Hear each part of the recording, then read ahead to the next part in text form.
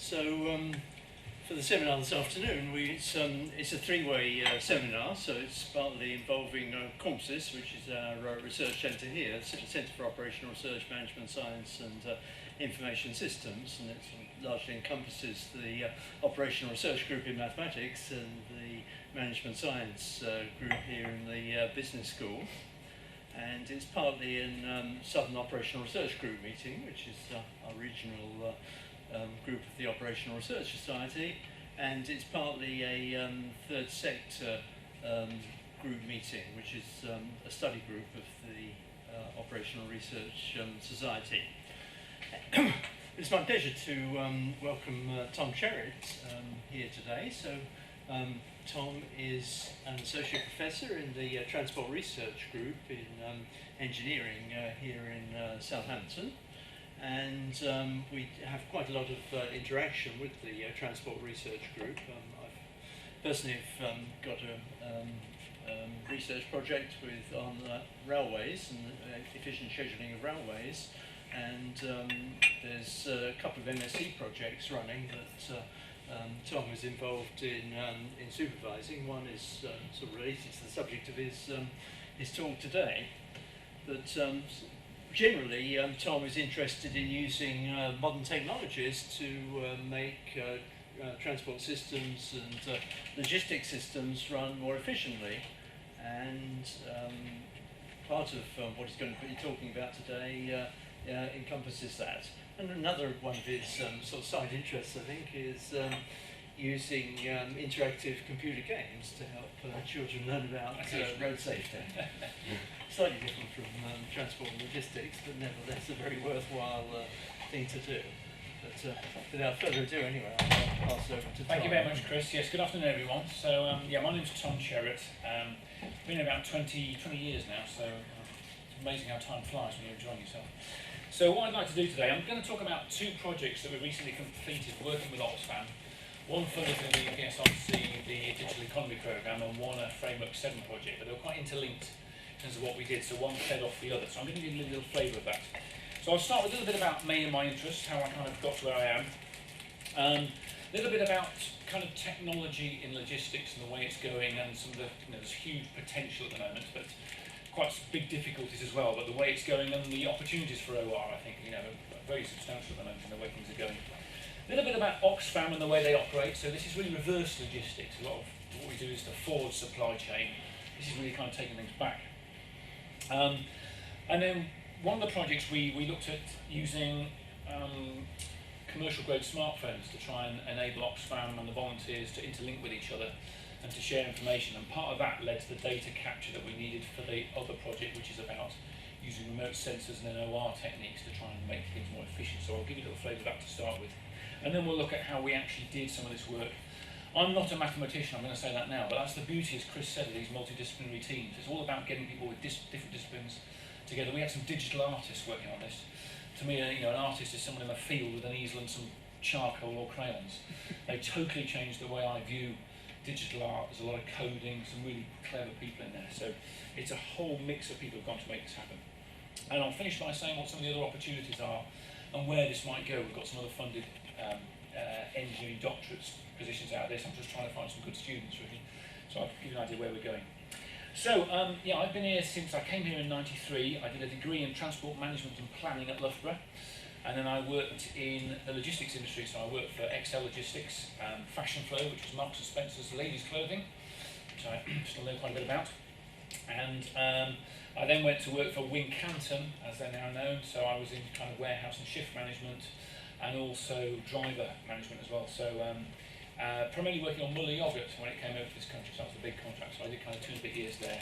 And then I came here to do a PhD in something completely different, congestion and driver response, so it was traffic engineering, what I got into. And then I kind of went back to what I did in kind of freight, because there was a need in the group to expand into that again, so I did some of that. So my kind of research areas really have been, waste logistics is a really interesting area, and we've done various EPSRC projects, one on the SOO programme about 7 years ago with William Parry, where we were looking at optimising movements to household waste recycling centres. Reverse logistics is something that's of interest, and again that's kind of this stuff in the charity sector with Oxfam. looking at locker boxes and the way we do home delivery, unattended delivery is another exciting area. Network management, we still do some stuff with traffic control. I don't do so much of that now for my PhD, but it's a big focus of what we do in the transportation research group. And as Chris mentioned, I've done some other things. I'm a jack of all trade and master of none, really. So we were looking at interactive media for aiding. I have to lecture in health and safety on our construction management courses, so using interactive tools to help students understand risk in different settings, and we developed a product with physics, which is rather strange, but anyway, something different. So a bit of all sorts, really, which I think keeps life interesting. So a little bit about where this technology is going. So to set the scene, how technology, and particularly the Internet of Things, IoT is the big thing, technology in the field which can gather data and communicate to other things, and what the scope is for OR. So how many people in here have ordered something off Amazon in the last month? Hands up. Must be quite a few.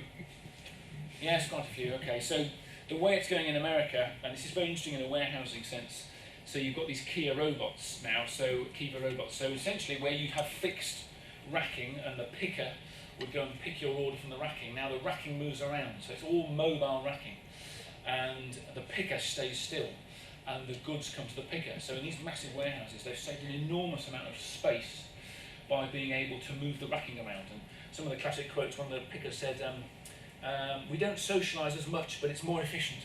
So it's not really a social activity, but it's vastly improved the way they do things. But as an OR problem, you can imagine 15,000 of these things moving around in warehouses. You're ordering something and the shelf comes to you, then it goes off to a loading bay and it comes back again. So it's a tremendous issue of how you get this stuff moved around. So in warehousing there's some big changes going afoot. And particularly with things like Black Monday we had at Christmas, where there were nearly 37 million items through Amazon on that particular day. It's tremendous. So 426 items per second. So it's a kind of problem to deal with. That gives you some idea. Other interesting areas are what we call goods to person. So Audi were doing this a couple of weeks ago. Volvo, I think, have started it. So this is where you can order anything on your phone. So Amazon Prime, you can get it if you order it in the morning, almost for the next day. And now they're trialling techniques where your car can become a drop point, which is quite interesting. So what you're doing is you're essentially giving your central locking ID to a carrier company, and they can go to the car park and they can put the goods in your car for a one entry only map code and deliver it into your vehicle. So that's quite interesting. So it totally alters the way you think about the way you get things delivered.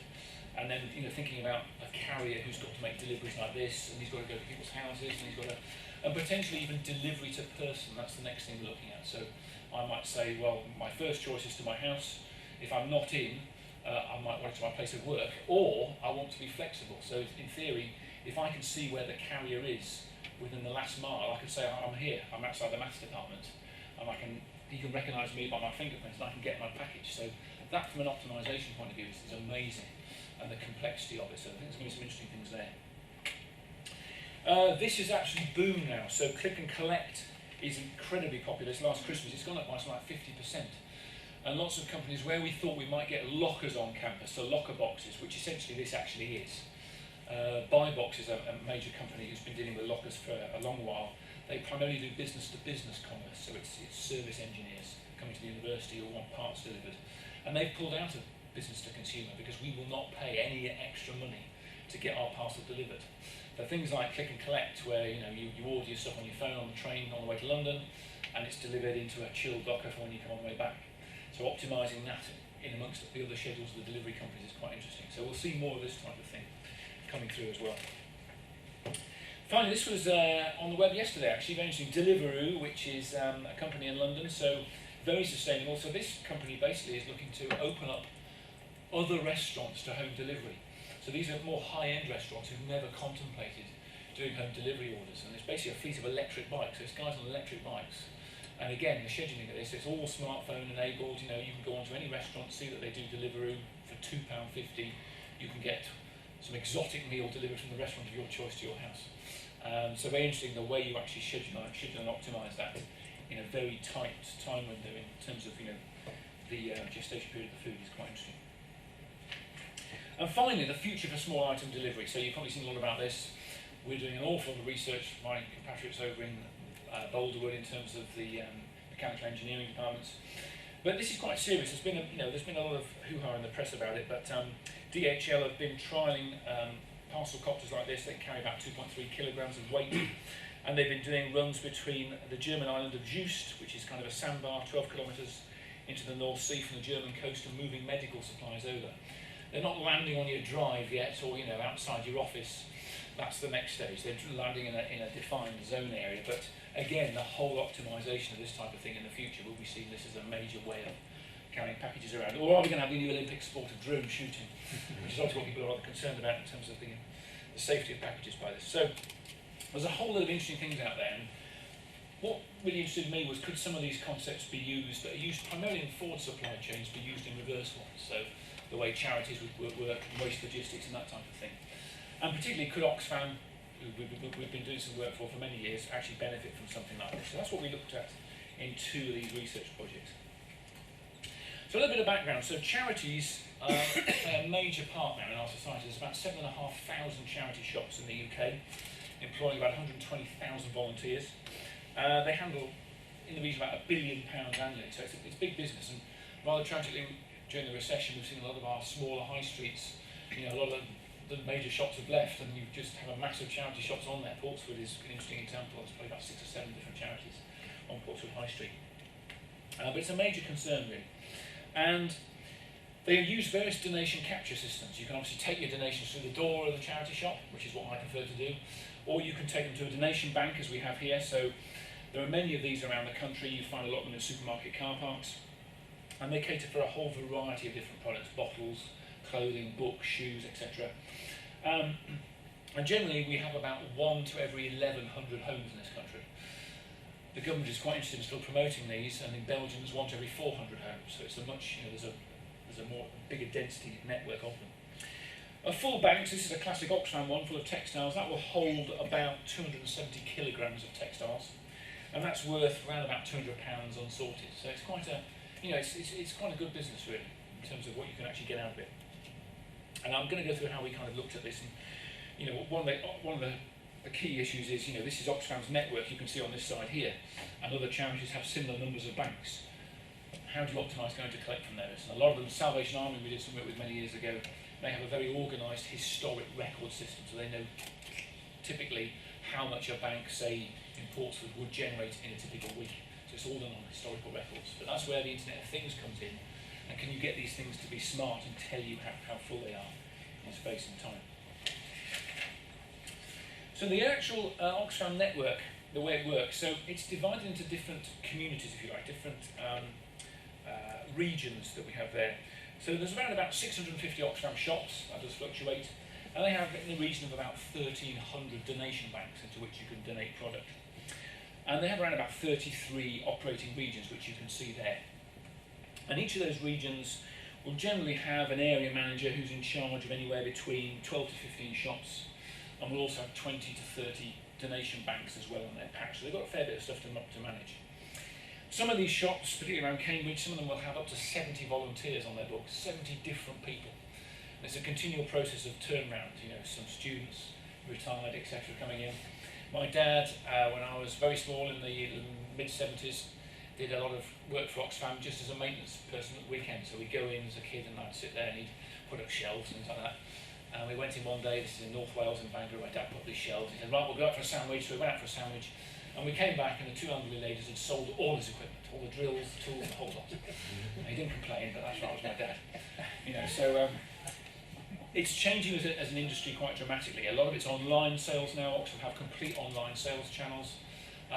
They're bookshops, they're handling some quite valuable books. They've got to, it's like Antiques Roadshow, you've got to quickly to be able to evaluate a product and understand what its worth is.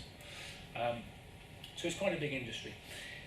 Lots of volunteers. So generally in a region you'll have a number of banks and shops, and some shops may actually adopt a bank. They may actually choose to adopt a local bank and they will service it. So a volunteer in their own private car will go and empty one of these banks, put the stuff in their car and bring it back to the shop.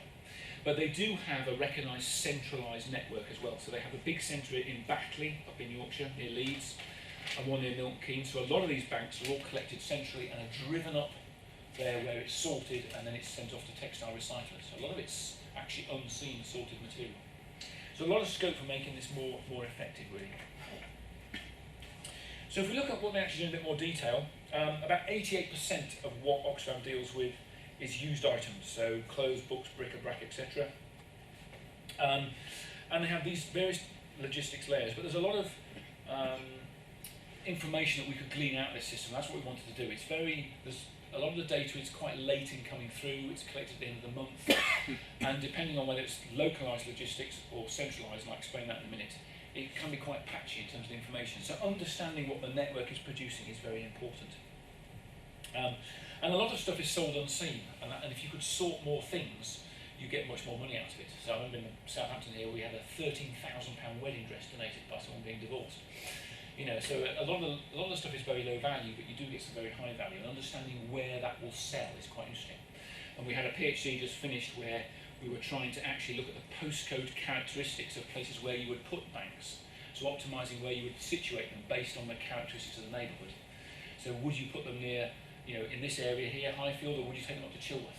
Where are you going to get all the best quality clothing? And is it true that you get more valuable clothing in posh areas as opposed to less well-off areas? Very interesting to try and work that out, and whether you can come up with a strategy for where you place your banks. So this was the layer that we were looking at, the local logistics. So basically each region will have what we call a man with van. They have a van driver, usually paid, and they will go and service a lot of the donation banks. They will drive from a depot to a donation bank, they'll empty it, and they will usually drive that product to a number of shops on a round. And usually each day they have a fairly fixed round, so Monday is typically the same, etc. as you go around. So they will take stock to a shop, and the drivers have a wealth of knowledge because they know all the shop managers really well. They know what sells in different areas. So for example, in Cambridge at Newmarket, racing memorabilia. If you've got anything with horses on it, it sells really well in Newmarket. So they get to know the kind of product that sells where. But they also do what's called cascading, and this is quite unusual. And it's quite interesting whether this is actually worth doing in some senses. So that's where an item will have been on sale in an Oxfam shop and hasn't sold. But it's deemed to have value, and then what they'll do is they may move it to another Oxfam shop where they think it will sell. So, but there's no track. Are you just cascading an item around shops, using up CO2 and mileage when it's actually not selling?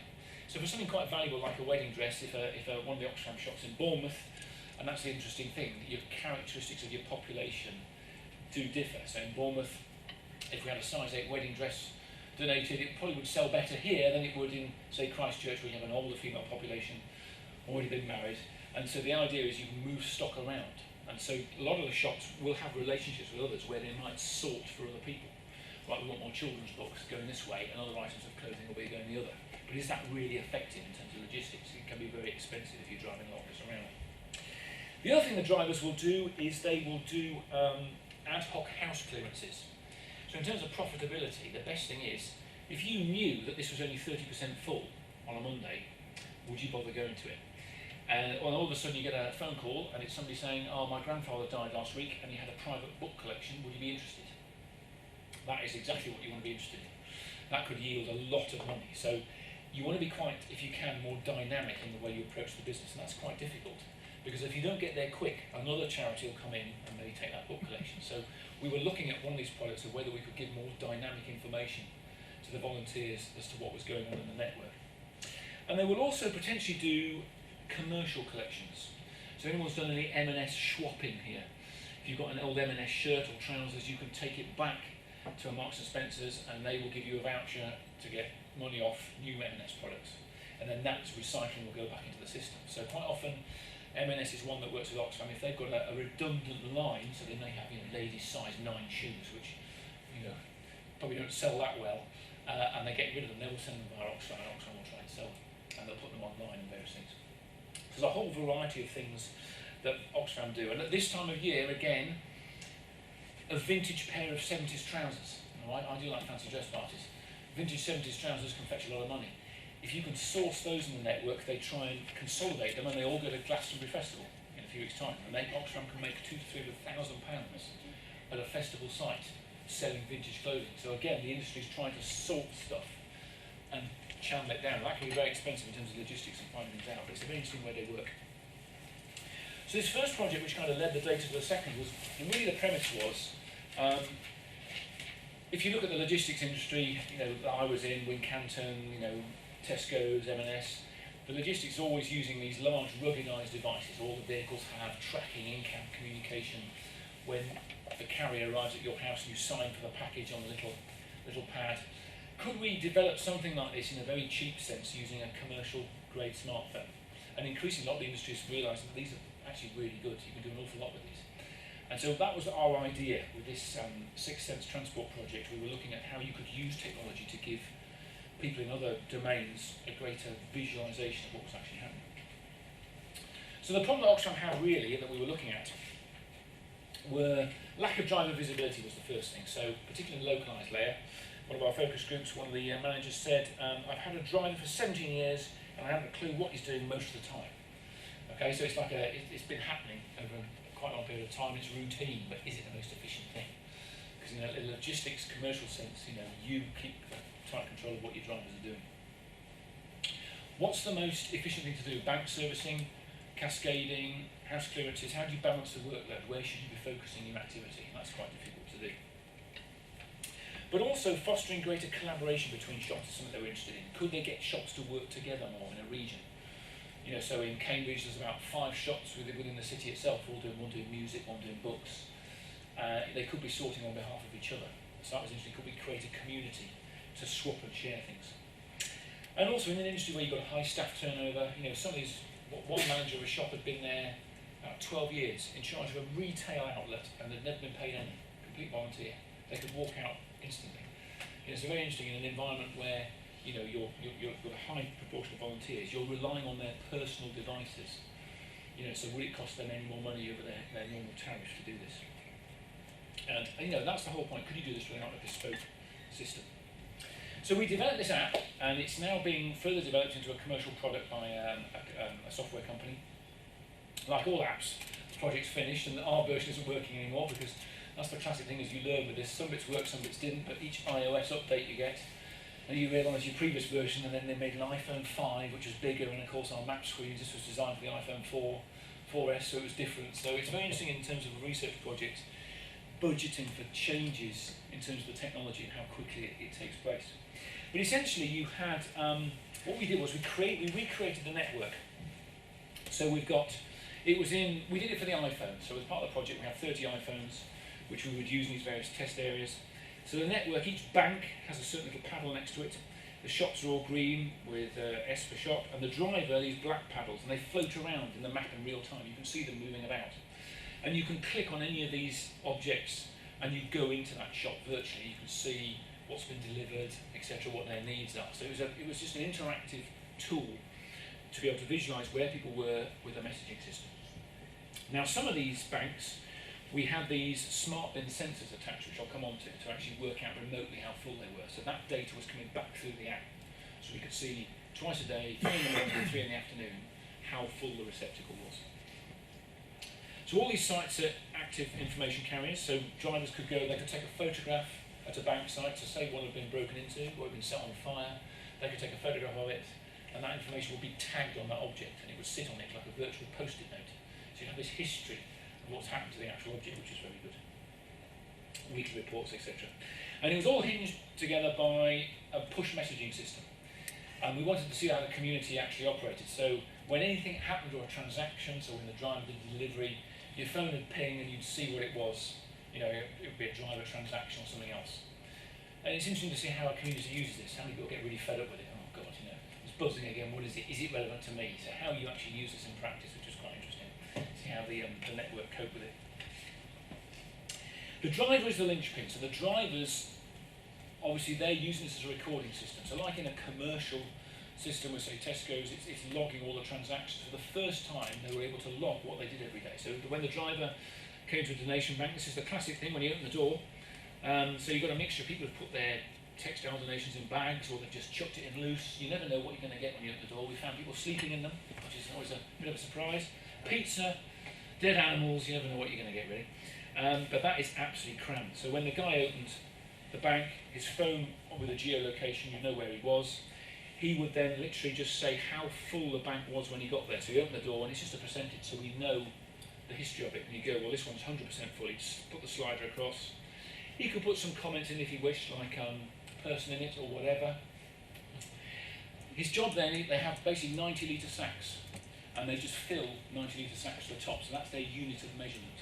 And so he'd fill as many 90 litre sacks of textiles, maybe some books, etc., and he'd just slide along here to say how many sacks he collected. He could then say what the quality was, so this was a little quality guide, 3 being default value, 5 being absolutely excellent, 1 being absolutely dreadful and contaminated. So we wanted to see whether the drivers would put anything in there and what the reaction would be. So one driver once, he never did it again, but he went to one book bank, opened it up, and there was a whole Blackadder box set of the entire Blackadder trilogy, which is worth quite a bit of money. So he put Blackadder box set down, and then suddenly a whole lot of shops were going, "No, I want to give it to me." So you got this pressure, who do I give it to, you see? So it's quite difficult. So a lot of the drivers didn't put any message in at all, they just used it to log information. And also at the end, the fill at the end, did he empty the whole thing or not? Maybe he didn't have any capacity on his vehicle left, so he couldn't empty it. Or maybe the bottom of it was totally soiled, wet, damaged, and it would need cleaning. So at least we got an idea of what the end of the day was like. So that was the crux of what we were trying to do. We never had this information before. And you've got these lovely fill graphs. So you'd see, these are the past readings. So if the bank's emptied once a week, you've got 10 readings here, and you could see the mean along here. If there was a smart bin detector, which I'll come to, it would also show the actual sensor readings. So you've got this lovely comparison between what the driver actually collected and what could have been there as well. When he went to a shop, he was just delivering, so he had a running tally of what's on his vehicle, so he'd deliver some books or bags or whatever, and he'd just slide to say how many things he delivered, maybe leave a comment. So again, we got what was in and out all the time. Every time he pressed save, it was automatically registered to the community. So it's a live feed of information through to all the community members. And the other thing was that you get these ad hoc collections. So it could be a business saying, "I've got a load of industrial clothing, would you like it?" So these are one-off, they're not a regular thing, they happen once. So you had to be able to create a new site in the app. So that's these orange ones, so these would proliferate over time. But we could see where they were developing. It could be a house clearance, it could be a M&S collection. So he'd literally just get to the site, the phone would know where he was, and he'd press on the map and it would create an item for him, and he could enter what the data were at that particular site. The final bit was a messaging platform, so just like you have on your phones when you message people, we created a similar thing.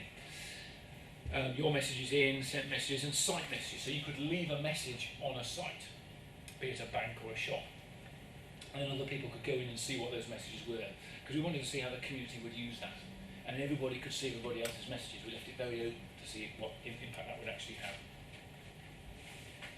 And finally, the last bit was a swap shop. So the key thing is requesting stock and giving it away. So somebody may say, "God, I need children's books desperately." It's near the start of term, so they could put a request in, and that would go to the whole community, and we'd see what we get.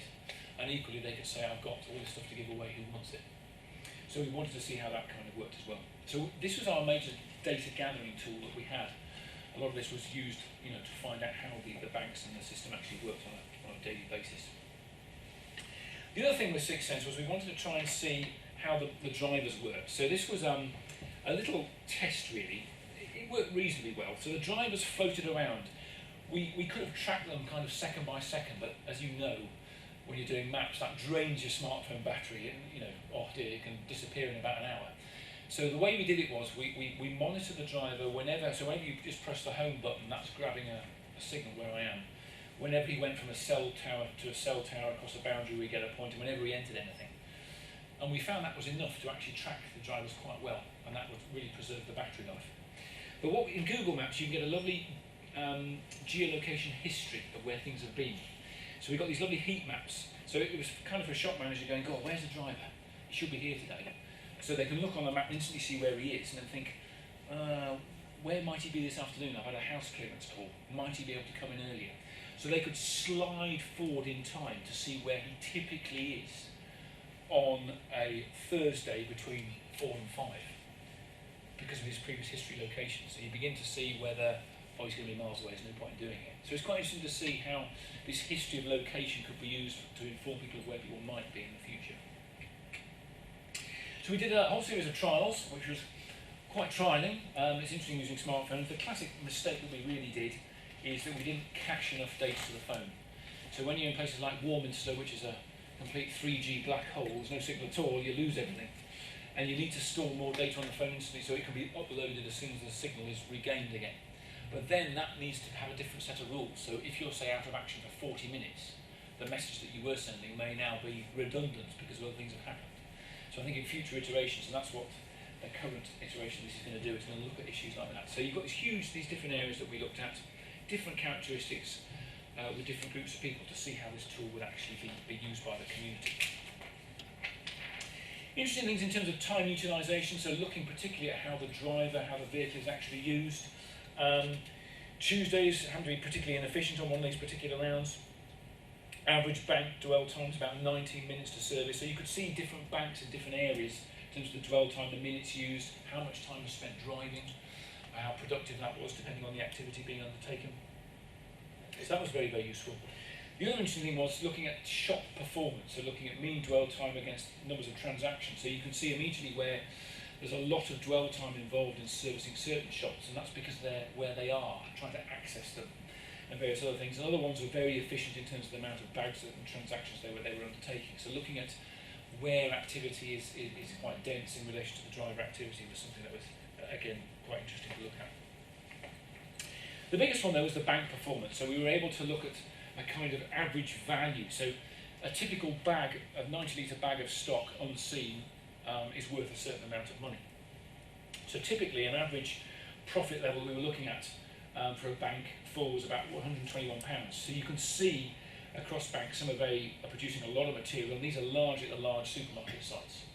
You know, you've got a lot of footfall, and again, this is the interesting thing from an optimisation point of view. Do you have like a winter and a summer bank placement strategy? Where do you actually put them to gain the most yield? Other sites are performing less well compared to their competitors, but this isn't anything about quality, it's about weight. So it's a minimum value. So that's not to say a lot of the supermarket sites you get a lot of contamination as well. And some of these more remote sites in community centre car parks, you might get some quite good quality material.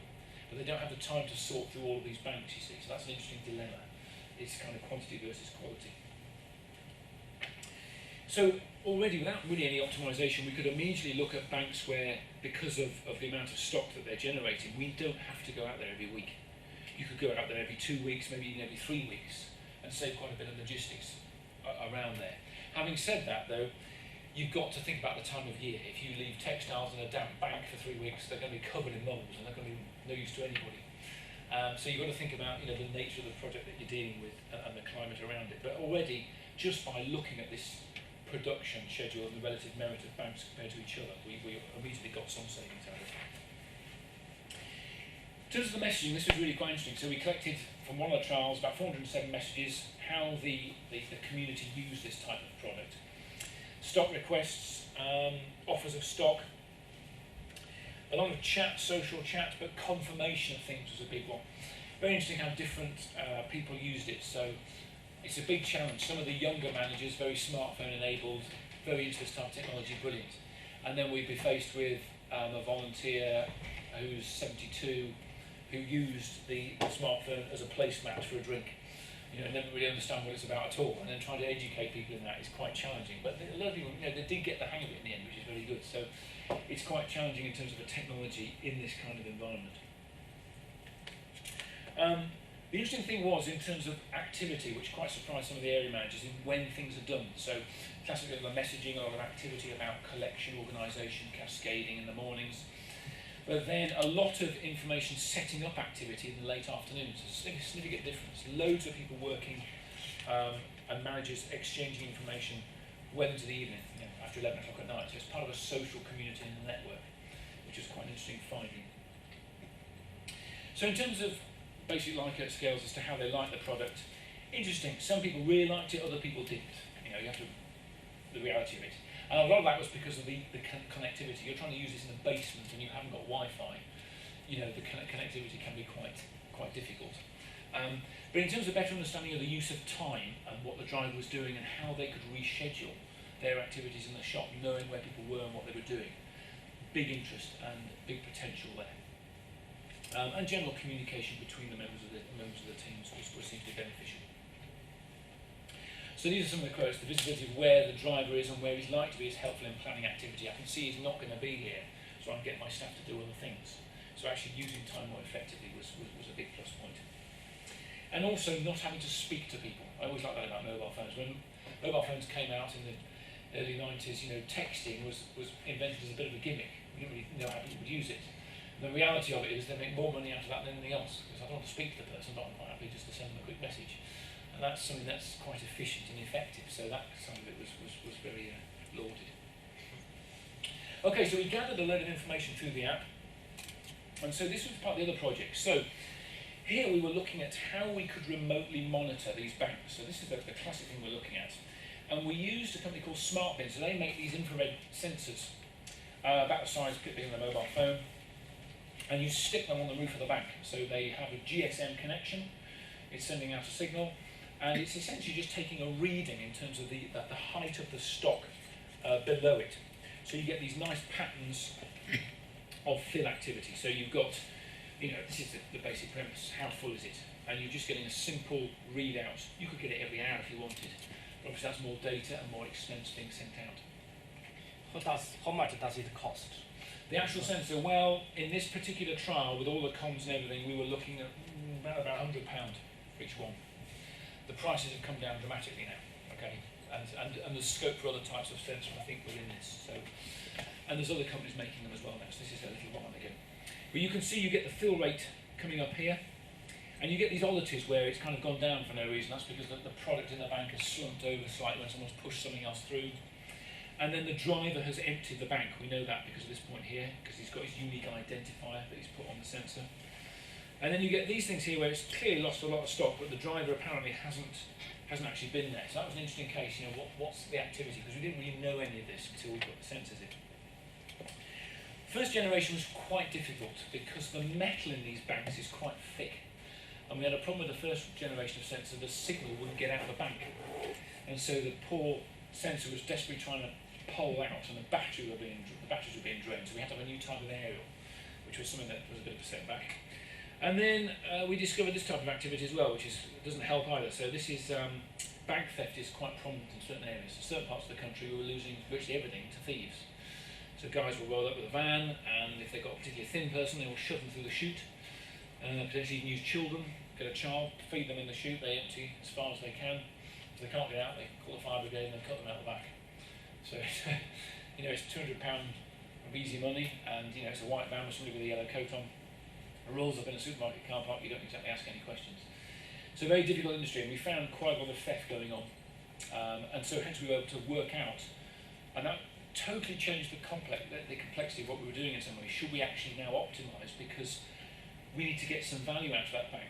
So this whole kind of idea is I only want to go to the bank when it's, say, 70% full. But if it's a really valuable area and lots of good stuff, I might need to get there when it's 30% full before the thieves get there. So that's something that we might look into in future iterations. There has been other work in this area. So if you think anyone's got oil-fired central heating, you have a big tank outside your house, and that is usually remotely monitored by your phone network. So they know when you're getting to a critical level of oil, and another order will be placed and will come into you. So remote monitoring receptacles, particularly for oil, has been around, and therefore people have developed algorithms to look at that. So there's other situations where this is done.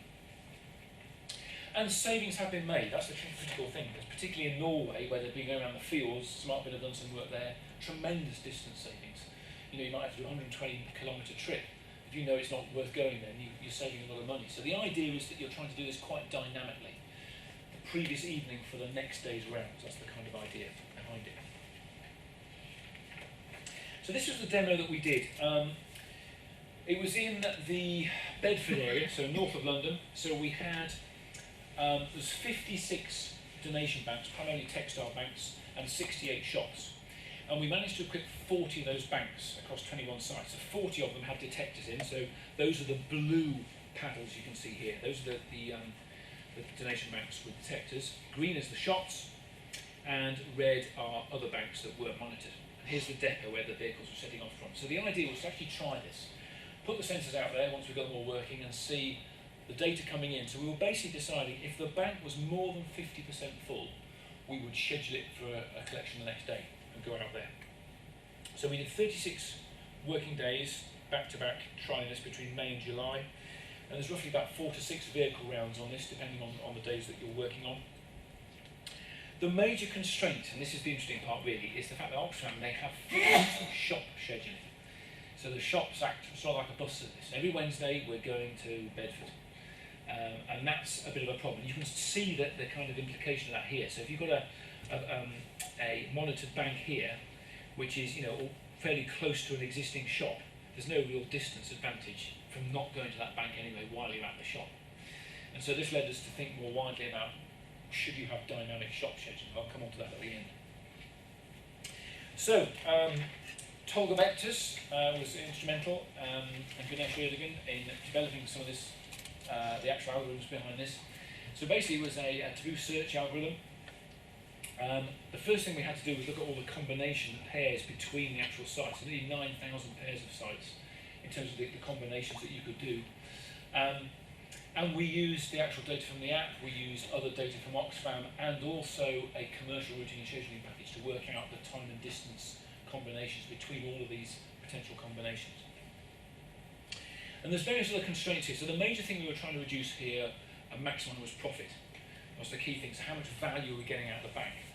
And we need to service it when it's over 50% full. That's what we were trying to do. In terms of some of the considerations, so we weren't taking congestion into account in this particular part of the model. However, having said that, we had pretty accurate journey times for those times of day when the vehicle were going out from the existing Oxfam data. The critical one is shop and bank time windows. So you have to know exactly when you can access each shop, because some of them have access restrictions.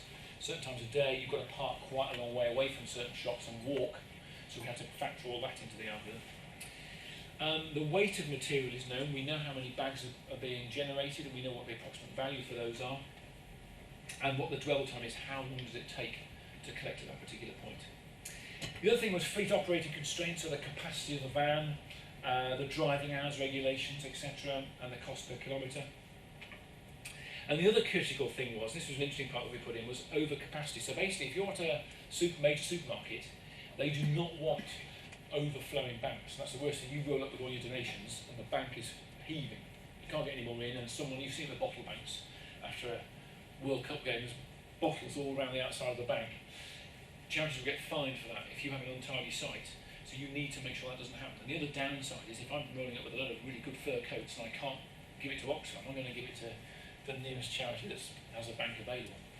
So if we had an overfill, we'd have a penalty of £5 per kilogram if we couldn't service that bank. So if people want more detail on the actual algorithms, we've got 2 papers there. I'll give people details of that later, which really describe in detail how that actually worked. So the way we did it in reality, this is the interesting part, so the practicalities of doing this. So it all run through a spreadsheet, very simple. So it's all in Excel, various macros there. So we download the sensor data, we get the last reading at kind of 3 o'clock in the morning, that will come through. So we're planning for the next working day. So that data will come in between 8:30 and 9 in the morning. It will go into the algorithm, which we'd run, take about 15 to 20 minutes, we get the results out. And then that would be compiled by us and automatically emailed over to the transport manager in Milton Keynes. So he'd actually look at this and make various adjustments, which I'll come on to. And that actually took quite a while, and that's a big cost value. So we need to optimise that particular part and make it more effective. And then he would give it to the drivers during their debrief for the next working day. So they're getting their next day's schedule, and that's how it works. So you're planning for the next working day. In terms of manual changes to rounds, this is quite interesting. So this kind of shows the realities of trying to do this in practice. So over each day, the transport manager is taking a thing and he's making adjustments. And a lot of those are to do with shop access. So sometimes to get into this shop, they have to go to that shop and get the keys to get into this shop, because one of the volunteers has gone home early and left the keys in a different place, or it's out of hours access.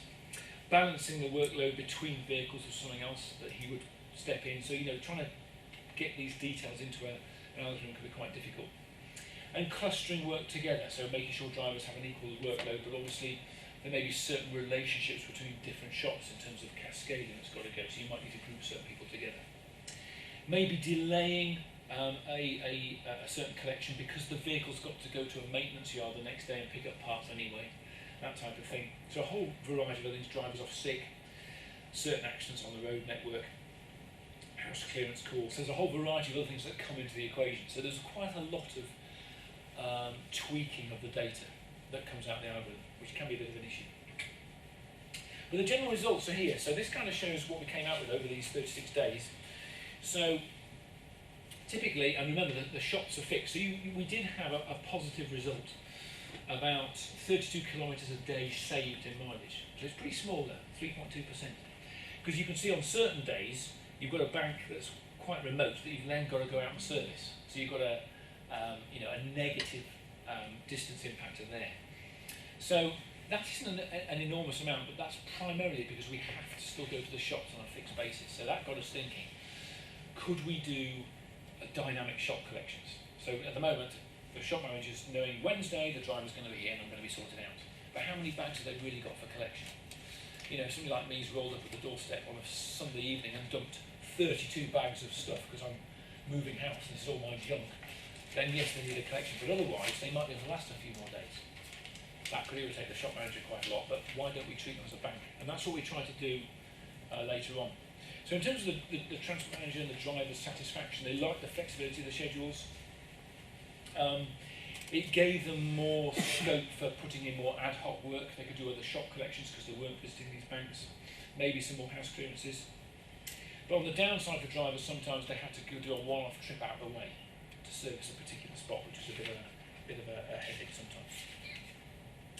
But in terms of cost-benefit analysis, so we tried to factor this up. We took the other 5 Oxfam areas around that particular region, and we kind of simulated if these results were transposed over the others, what would it mean? So the value of this kind of product. So capital expenditure, if we were to equip all of those banks in those areas, so that's quite a number, about £108,000. And in terms of the labour, the planning, etc. So generally, we would have under the current model, where it's fixed shop scheduling, this system wouldn't work. It's not efficient enough. We would actually make a loss because the cost of putting the equipment in, servicing it, etc., the labour time, the man time particularly in checking the schedules would not be worth it. So that was quite an interesting finding. You have to think of the reality of actually doing this in practice. But that is mainly because of the dynamic shop scheduling. So what we then did was we did the same thing but said, okay, what if we took the shops, we knew what the shops were producing, the numbers of bags, and it was clear that some would not need a collection on that day. What happens if we treated them dynamically as a bank? So we were able to look at their data historically and work out, okay, so on this rule of 50% over to go and collect, we applied that to the shops. And that was quite interesting. So it did show that you could get some quite significant transport benefits if the shops were dynamically serviced as well. Between 15 and 25% actually. So the system would work quite well there. And after kind of 15 months, the centres would pay for themselves. And that's what Oxfam are looking at now. So the big upshot of this is that we're now moving to more dynamic shop scheduling. So currently the app is being, there's a new version of it coming out. It has the algorithm in there, and it's being used across the shops as well. So the key thing is, and this sounds really pedantic, it sounds very simple, but all we've got to try and do is get the shop managers at the end of the day to say how many bags they've got to collect. It sounds very basic, but when you've got 70 volunteers and they don't know what a bag is sometimes, they've only been in for a few hours, you know, trying to get them to actually say how many bags they are to collect, it sounds so basic, but that's really what part of the problem is. And if you've got that information, as well as the bank information, then you can really start looking at improving the system. So we could save quite a lot of CO2 in terms of optimising the system as a result of this. But I think it's met with some resistance, realising that you're not going to have your regular shop collection can quite worry the manager. And some of these shops have a very small back room, you know, very little space. Someone rolls up with 4 extra bags of stock, it can really stuff up the way you try and operate. So in going forward in the future, I think there's some other really interesting areas here. Monitoring bank performance to aid bank placement strategy is very interesting. So, you know, the optimisation, where do we put these things? Where's the most optimal place to put them? University campuses. My kids at North Battersea School have got there's a massive Salvation Army bank on the school premises. You know, where it's like fishing. Where do you fish to get the best donations? And should you alter those patterns with season? That's really quite interesting. So it's all about the demographics of an area and what we produce. And interesting, some of the artists we were working with, you could use them as a campaign. If you could make the fill levels available to the public, you could have like feed me campaigns. I've got nothing in me. Come on, you know, stock me up with your old clothing. But then again, without all the thieves out there, we just go, right, we're going to go over there because it's just been fed. But really interesting the way you could maybe attract more donations by making some of this data and the demand available to the public. So I think interesting ways forward, and again with these MSc dissertations we can look at some of this. So what's theft probability? Certain areas, do we actually need to try and get there when it's only 30% full? You know, what value would we get out of a system like that? So that's quite interesting, not only on how full it is, but what's the probability of theft in that area? How do we give this information to the right person? That's the key thing in a lot of this. You know, you can get tons of information from this, but a lot with the app, we found that some of the managers really liked it, but what can you really do with it? What's the most critical thing? And when do you deliver it? You can't have the app on, you can't have the algorithm on the phone, it'll have to sit on a server. It's crunched and the result comes in. You know, so that's quite important. Other simple things, alarms and geofencing is very interesting. You know, so as you walk into an area, the phone knows where I am, and this has been done on Regent Street and this beacon system, so you can register with a certain app, and in London you can walk down streets and you can say what kind of products you're interested in. As you walk past shops, it'll tell you whether there's any bargains for the things that you're interested in that particular shop before you go in. So the idea with this is, you know where the driver is and when he breaks through certain geofences, and therefore other transactions and information might then proceed. So that's quite an interesting area. So this is currently being taken forward by Keythought Limited. So they have put forward money to fund an iPhD. So if anyone's interested, we're desperately trying to find a student to start in October. So this will take this forward again into another realm, really looking across the network. How will this perform? How might you combine it with other charities' information? Could charities combine banks and work together? So it's a very interesting remit. So we have a fully funded industrial PhD, and we need a student. So if anyone knows of any people, please come forward. You get quite a good salary for doing it. So that's what we're looking for at the moment. And that's it. Thank you very much.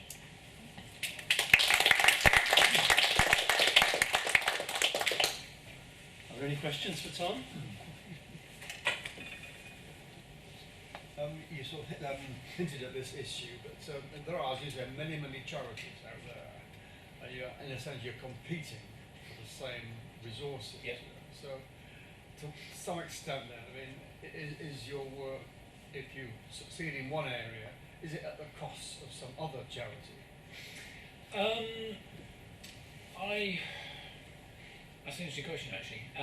It's really about the logistics of the collection, the efficiency of it. So you could say that if you were using this type of technology to advertise that you want certain types of stock, that could be at a disadvantage. But they operate in such different ways.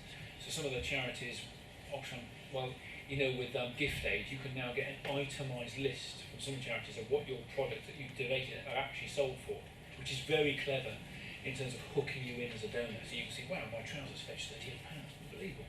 It's nice to know that, isn't it? Yeah, it is. It's very nice to know that you've, and that's something with me personally, if I put my donations into a donation bank, I don't get any satisfaction of someone saying thank you very much for those, So no, I wouldn't necessarily actually say that. It's the way that they actually operate to reduce the cost of the logistics, really. So it's not, they all cater for different types of markets in some ways.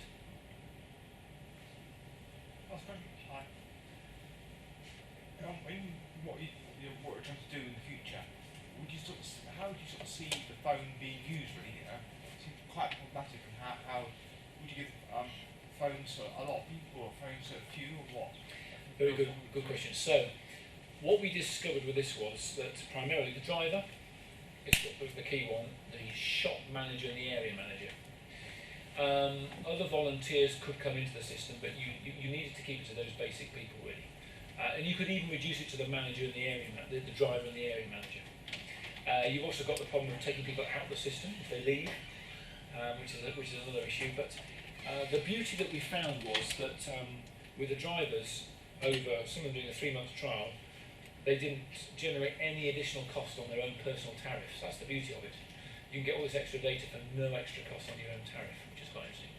And the reliability is getting a lot better. If you're sending photographs all the time, then that can be quite expensive. But one thing that we've learned and what Keythought are taking forward is they're making it much simpler, much simpler in terms of the data that's coming in and who needs to see it.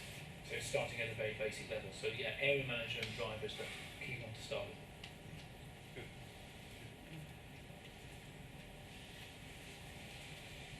So thank you.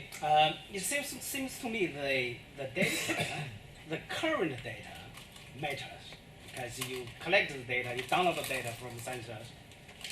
What about the historical data? The historical stuff, yes. Yeah. So the Salvation Army are particularly good with that. They have this lovely, and you could argue actually, some charities argue, I don't need sensors. Why do I need sensors? Because the historic pattern is good enough to actually get a profile. And there's a lot to be said for that in terms of if you can get that accurate data back through a system to record it. But then again, you get certain periods of the year, and for certain clients, like certain sites, where if you have any overspill, then it can cost you quite a bit of money. And then there's more, this could be applicable in other areas, so there's also ideas of whether you could make another sensor for skips. So you could monitor, if anyone's putting something illegal in your skip outside your house.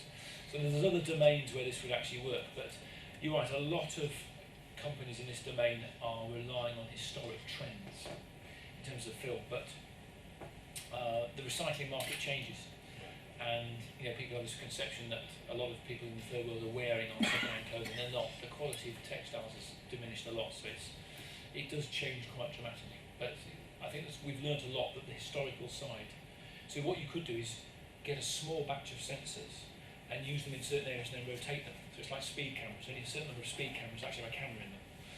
Otherwise it's a flash going off, and you rotate them around to understand the network. And then if you get some fairly stable trends, then you can rely on that for a period, then you take them off to monitor somewhere else. So I think that's another way you could use this. So how reliable are those sensors? Well, that's the ones that we had, they've improved a lot since then. We had some particular difficulties with the types of bank, the metal thickness. So the biggest problem we had was people breaking in and smashing them once they'd seen them. The sensor itself was fairly reliable. The big problem was things like plastic bags being blown around inside, and it attaches to the sensor. So the one thing, there are other types you could use, and one thing that we're looking at is whether we've got a group design project, whether you could use the vibration out of one of these, so an accelerometer, and you put it on the bank, and then the act of donating, when you put something in the chute, you're literally just pinging it like that, and you get a profile, a way to show what the sound frequency is, and if it's, you might be able to calibrate that when it's a quarter, half, and 3/4 full, and that would be much more robust because you wouldn't have to rely on a roof. You could hide the accelerometer anywhere on the actual bin. So I think there's better ways of potentially getting the data back. So it's fairly reliable, but because it's waste, recycled, it's quite dirty, and we did have quite a few problems actually with sensors going wrong. That's another question I had. I've got a friend of mine who's an Oxfam a shop manager. Right. Oxfam shop manager in Cobham, I know. Will she hear about this, or is she on to get interested in it? Hopefully yes. The new trial now is this month, and it's around the Norwich area. So they've got about 60 odd shops, I think it is, in the Norwich area. So we should be hearing about some of the rollout of that fairly soon. And the other thing they're doing is, and this is something I failed to mention there, if you're a shop manager, just get on the shop PC. Yeah. That's easy. You don't need a phone. Put it on the PC in the shop. So if this works quite well, then it would hopefully be rolled out nationally. But we'll wait and see. But wait for you to let us know more. Yeah, no, sure, yeah. As soon as we get more stuff coming through, then we can inform you how it's going. So hopefully it'll continue. I had a question about slide 42. Oh, we're all doing it. And some of us. Let's go to slide sorted for that one, I think. 42, where are we? Yes. I mean, so what is this graph actually saying? I mean, some days you have So some days, a positive saving, some yes, days a negative. we have a negative, and this is primarily because on these days we've had to go to a bank quite remote out from the rest of the round because it requires servicing. So that's the downside sometimes. You have to occasionally go out of your way to collect something. You've managed to leave it for several weeks, 2 weeks, and then suddenly it's filled up and you've got to make I wouldn't say emergency trip, but you've got to go out and sort it. So I mean that would be saying you're just having to make a particular long journey on that day. But of course you may have already sort of gained the saving from that by shorter journeys on previous days. Exactly, yeah. That's just showing a timeline of what actually happened day by day during the trial. So yes, you do get some days where it looks as though you're just making a dedicated trip for one bank somewhere. So that was something that the drivers picked up. But Might be interesting to sort of look at it on a week by week basis, Yes, rather yes. than day by day. yeah, so generally. But then again, that's the beauty of this. We've got quite a lot of data here. So thinking of NSC projects, and people can think of other things they'd like to look at. Oxfam are pretty open to giving information like this. We can anonymise it and then hand it out. So that's quite useful for other types of projects to look at. Any other questions? Thank you very much. Okay, well, I'd like to thank all our visitors from outside the university for coming along today, and of course, big thanks to Tom for his Thank you. interesting Thank you talk. very much.